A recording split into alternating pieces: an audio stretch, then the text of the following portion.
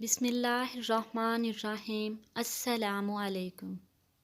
Official کہانی centre میں خوش آمدید۔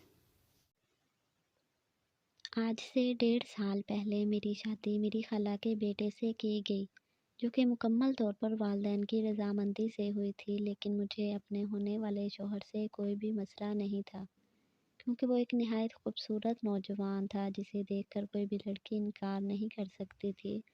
شادی کا دن آ پہنچا، تمام تیاریاں بڑی دھوم دھام سے کی جا رہی تھیں۔ میرا سسرالی خاندان ایک ایسا خاندان تھا جس کی ہر لڑکی خواب دیکھتی ہے۔ محل جیسا گھر، نوکر چاکر، گاڑیاں، زندگی کی تمام تر سہولیات میسر تھیں۔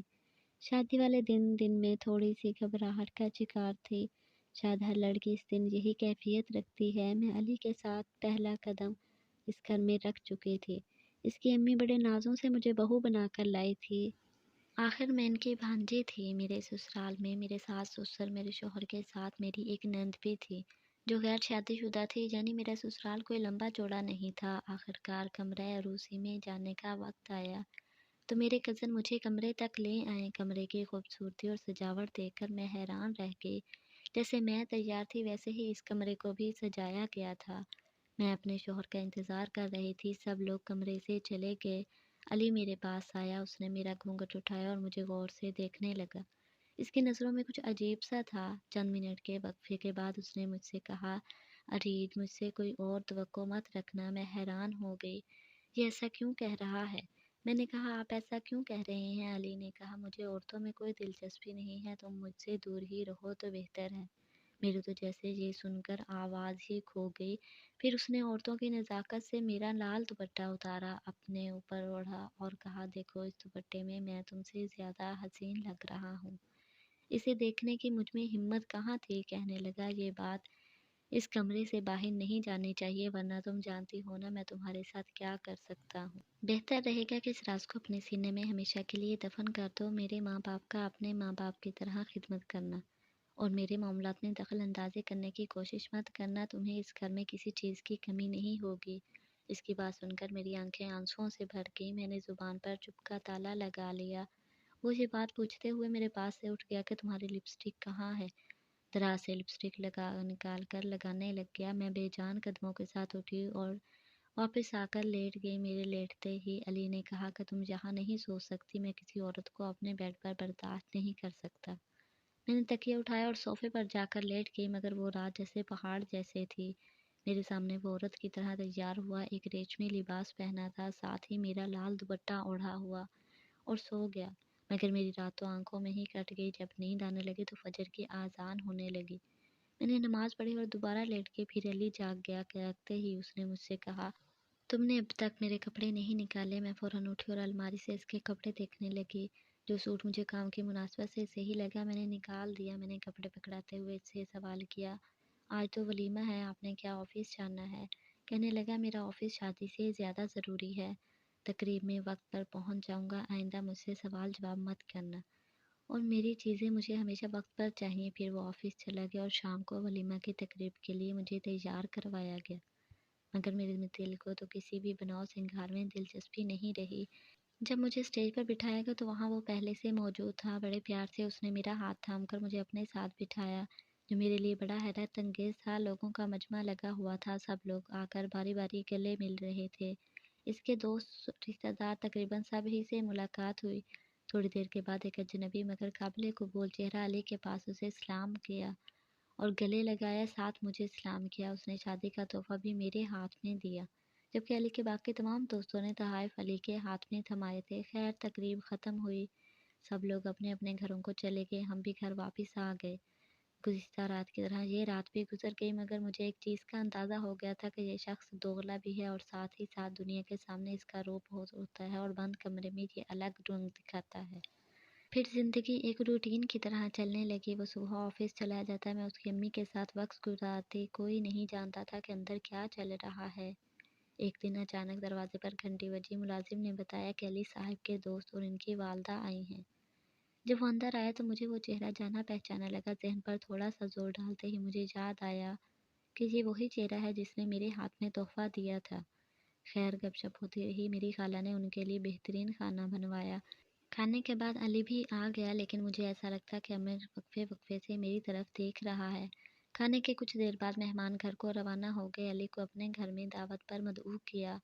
جس دن عامر کے گھر دعوت پر جانا تھا، اسی سے ایک رات پہلے علی نے مجھ سے پوچھا کہ تم نے کون سا جوڑا پہننا ہے۔ میں نے اسے بتایا کہ یہ والا، تو اس کے میرے ہاتھ سے جوڑا لے لیا اور کہا یہ تم نہیں پہنو گی، یہ میں پہنوں گا۔ میں نے اس سے زبردستی جوڑا لینے کی کوشش کی تو اس نے میرے ہاتھ سے کھینچ لیا اور ساتھ ہی میرے منہ پر زوردار تھپڑ مار دیا اور کہا میرے سامنے زبان درازی کی تو یہی ہوگا۔ وہ رات بھی میری آنکھوں میں آنسو سے گزر گئی۔ اگلے روز دوپہر کے وقت میں اور علی تیار ہو کر کمرے سے نکلے۔ علی نے میرا ہاتھ تھاما اور پہلے خالہ کے پاس لے گیا۔ انہوں نے ہم دونوں کو خوبصورتی کو سراہا اور کہا کہ جلدی سے مجھے دادی بنا دو۔ ان کی بات سے میرا دل پریشان ہو گیا۔ پھر ہم خدا حافظ کہتے گاڑی میں بیٹھ گئے۔ گاڑی میں بیٹھتے ہی علی نے کہا اپنے ہونٹوں پہ مسکراہٹ رکھنا، کہیں ایسا نہ ہو کہ تمہاری زندگی جہنم بن جائے اور پھر تم مجھ سے شکوہ کرتی پھرو۔ سفر تو خاموشی سے کٹ گیا۔ عامر کے گھر پہنچے تو اس کی والدہ اور عامر ہمارا انتظار کر رہے تھے۔ ہم دونوں اپنے چہروں پر مصنوعی مسکراہٹ سجائے سب سے ملے اور پھر سب کے پاس بیٹھ گئے۔ علی عامر سے باتیں کرنے لگا، میں عامر کی والدہ کے پاس بیٹھ گئی۔ کھانے کی میز پر عامر کی نظریں مجھ پر واضح طور پر محسوس ہو رہی تھی، مجھے عجیب سا بے چین کر رہی تھی، مگر میں نے انہیں نظر انداز کیا اور یہ ایک دو بار بہانے سے مجھ سے بات کرنے کی کوشش بھی کرتا، جس کا میں نے سرسری سا جواب دیا اور ہم دونوں گھر آ گئے۔ اگلے روز میری خالہ نے مجھے کہا چلو خریداری کرنے چلتے ہیں۔ میں ان کے ساتھ چلی گئی، مگر مجھے ہلکا ہلکا بخار محسوس ہو رہا تھا۔ ہم نے پہلے کچھ کپڑے خریدے اور پھر جوتوں کی دکان پر گئے۔ جب وہاں سے نکلے رہے تھے تو عامر نظر آ گیا۔ اس نے ہمیں دیکھ لیا، اس لیے وہ ہماری طرف آ گیا اور سلام لے کر حال چال پوچھنے لگا۔ پھر اچانک اس نے مجھے دیکھا اور کہا آپ کی طبیعت ٹھیک نہیں لگ رہی۔ میں نے کہا میں ٹھیک ہوں۔ خالہ اس سے گھر والوں کا حال احوال پوچھنے لگی اور میں ساتھ خاموشی سے کھڑی رہی، لیکن ساتھ عامر ایک نظر مجھے زیادہ بے چین کر رہی تھی۔ 4-5 منٹ کھڑے ہونے کے بعد عامر نے رخصت لی اور ہم بھی گھر واپس آ گئے، لیکن اس کے ایک بات میرے ذہن میں چل رہی تھی کہ جو چیز میری خالہ بھی نہیں سمجھ پائیں کہ میں اداس ہوں یا میری طبیعت خراب ہے، یہ بات عامر ایک ہی نظر میں کیسے جان گیا۔ خیر میں نے اس خیال کو ذہن سے نکال دیا اور اپنے معمول کے کاموں میں لگ گئی۔ ایک دن اچانک خالہ کی طبیعت خراب ہوئی، گھر پر کوئی نہیں تھا، نوکروں کے بس کی بات نہیں تھی۔ اس وقت مجھے کسی سمجھدار آدمی کی ضرورت تھی۔ علی اور اس کے والد کال نہیں اٹھا رہے تھے۔ میں نے گھر میں موجود نمبروں والی ڈائری نکالی اور اس پر سب سے پہلے عامر کا نمبر تھا۔ میں نے اسے ہسپتال بلا لیا اور ساتھ ہی خالہ کو لے جا کر ہسپتال پہنچ گئی۔ خالہ کا بلڈ پریشر بہت تیز تھا، اس وجہ سے وہ بے ہوش ہو گئی تھی۔ میں اور عامر کھڑے تھے، میں رو رہی تھی کیونکہ خالہ ہی میرا واحد سہارا تھی۔ عامر میرے پاس آیا، مجھے تسلی دینے لگا۔ اس کے پاس انتہائی نرم لہجہ تھا۔ اس نے مجھے چپ کروایا، میرے لیے پانی لایا۔ پانی دیتے ہوئے اس کا ہاتھ میرے ہاتھ سے لگا تو بولا آپ کو تو بہت تیز بخار ہے، آپ اپنا خیال نہیں رکھتے، اور مجھے سمجھانے لگا۔ اس کی فکر دل ہی دل میں مجھے اچھی لگنے لگی۔ تھوڑی دیر بعد نرس نے آ کر بتایا کہ خالہ کو ہوش آ گیا اور ہم ان سے مل سکتے ہیں اور رات تک انہیں لے جا سکتے ہیں۔ میں نے اللہ کا شکر ادا کیا، خالہ بالکل ٹھیک تھیں۔ تھوڑی دیر بعد علی اور اس کے والد بھی وہاں آ گئے۔ شام کو ہم سب کو لے کر گھر واپس آ گئے۔ عامر نے رات کا کھانا ہمارے ساتھ ہی کھایا۔ رات 10 بجے کے قریب وہ واپس اپنے گھر چلا گیا، لیکن جاتے جاتے مجھ سے کہا کہ اپنا خیال رکھنا۔ اس کے جانے کے بعد خالہ نے مجھے اور علی کو اپنے کمرے میں بلایا اور کہا میری زندگی کا کوئی بھروسہ نہیں، میں اپنے پوتے پوتیاں دیکھنا چاہتی ہوں، مجھے دادی بنا دو تاکہ میں زندگی کی طرف لوٹ آؤں۔ میں نے ان کی بات پر مسکرا کر کہا انشاءاللہ ہم آپ کو جلد ہی خوشخبری دیں گے۔ خالہ بھی مسکرا دی۔ دوسری طرف علی کو میرا امی سے بات کرنا پسند نہیں آیا۔ کمرے میں واپس آ کر اس نے میرا بازو بری طرح مروڑا اور کہا آئندہ اس شخص سے دور رہنا ورنہ تمہارے لیے اچھا نہیں ہوگا۔ اس وقت تو مجھے کوئی بات سمجھ نہیں آئی، اتنی سی بات میں نے آخر میں کیا برائی تھی۔ اس وقت مجھے تیز بخار تھا، اس لیے میں وقت پر سو گئی۔ اگلے دن عامر کی میرے نمبر پر کال آئی۔ میں حیران ہوئی کہ لیکن پھر میں نے کال اٹھا لی اور اس نے کہا کہ میں نے آپ کا حال چال پوچھنے کے لیے ہی فون کیا تھا، کل آپ کو بہت تیز بخار تھا، میں کافی پریشان رہا۔ آپ کی طبیعت کو لے کر میں نے اس سے پوچھا آخر آپ کو اتنی فکر کیوں ہے؟ اس نے کہا یہ بات راز ہی رہے تو اچھا ہے۔ خیر حال چال پوچھنے کے بعد میں نے اللہ حافظ کہہ دیا۔ 2-3 دن بعد عامر نے پھر مجھے کال کی اور کہا آپ سے ضروری بات کرنی ہے، آپ ایک بار مجھ سے کہیں باہر مل لیں۔ میں نے حامی بھر لی کیونکہ وہ ایک خیال رکھنے والا اور ایک نیک دل انسان تھا، لیکن اس رات علی نے پھر کسی بات پر مجھ پر ہاتھ اٹھایا۔ رونے کی وجہ سے میری آنکھیں سوجی ہوئی تھیں۔ اگلے دن عامر نے مجھے دیکھتے ہی کہا آپ کی آنکھوں کو کیا ہوا ہے؟ میں نے کہا کچھ نہیں۔ وہ بولا جو شوہر آپ کو محبت نہ دے تو پھر وہ بیوی کی آنکھیں ایسی ہی ہوتی ہیں، پہلے تو میں اس کی باتوں پر چونک گئی، پھر اس نے کہا حیران نہ ہوں، میں سب جانتا ہوں علی آپ کی محبت اور خلوص کے قابل نہیں ہے، وہ تو شادی جیسے رشتے کے بھی لائق نہیں تھا۔ میں نے کہا ایسی کوئی بات نہیں، وہ کہنے لگا آپ کو جھوٹ بولنا نہیں آتا۔ میں یہ سب کچھ پہلے سے جانتا ہوں، تب سے جب علی نے کالج میں میرے ساتھ بدتمیزی کی تھی، مگر میں نے اسے معاف کر دیا، لیکن اس پر اس کا کوئی اختیار نہیں۔ آج میں آپ کے ساتھ زیادتی ہوتے نہیں دیکھ سکتا۔ میں آپ کو پسند کرتا ہوں، آپ کے قابل بھی نہیں ہیں۔ آپ اسے چھوڑ دیں اور میں آپ کو دنیا کی ہر خوشی دے دوں گا۔ اس کی باتیں مجھے جیسی خواب جیسی لگ رہی تھی، مگر میں اس کی باتوں کو حقیقت میں بدلنا نہیں چاہتی تھی۔ ساتھ ہی مجھے علی کی وہ نصیحت یاد آئے گی جب اس نے مجھے عامر سے بات کرنے سے روکا تھا۔ مجھے علی کی رات والی حرکت کی وجہ سے میرے دل میں اس کی عزت باقی نہیں رہی۔ میں نے عامر کا ہاتھ تھام لیا، ساتھ ہی اس سے کہا کہ میں علی کو فی الحال چھوڑ نہیں سکتی، مگر تمہارا میرا خیال رکھنا اور فکر کرنا، مشکل وقت میں میرا ساتھ دینا، تمہاری عزت میرے دل میں بڑھ گئی ہے۔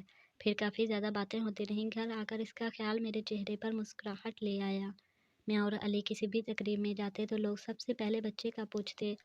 اب مجھے برا نہ لگتا تھا، نہ ہی بچے کا مطالبہ اپنی کمزوری لگتا، بس اب محسوس ہوتی تو عامر کی محبت۔ ہم اکثر آپس میں ملتے بھی تھے، جب بھی موقع ملتا ہم کہیں باہر پروگرام بنا لیتے تھے۔ تقریباً 3 مہینے یوں ہی چلتا رہا۔ ایک دن اچانک میری طبیعت خراب ہوئی، علی ڈاکٹر کے پاس لے گیا۔ ڈاکٹر نے چیک اپ کرنے کے بعد بتایا کہ وہ باپ بننے والا ہے۔ میں تو ایک دم حیران رہ گئی۔ علی مسکرایا اور ڈاکٹر سے احتیاط وغیرہ پوچھنے لگا۔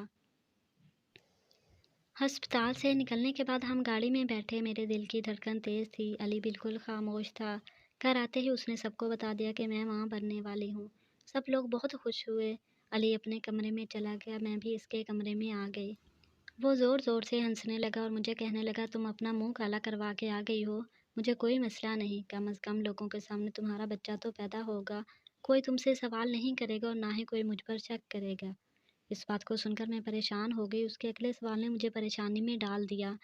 وہ کہنے لگا بتاؤ آخر تم کس سے ملتی ہو، کون ہے تمہاری زندگی میں؟ میں نے ڈرتے ڈرتے عامر کا نام لیا تو یہ سنتے ہی وہ آگ بگولا ہو گیا۔ یہ کیا کہہ رہی ہو تمہاری ہمت بھی کیسے ہوئی کہ تم عامر سے ملی؟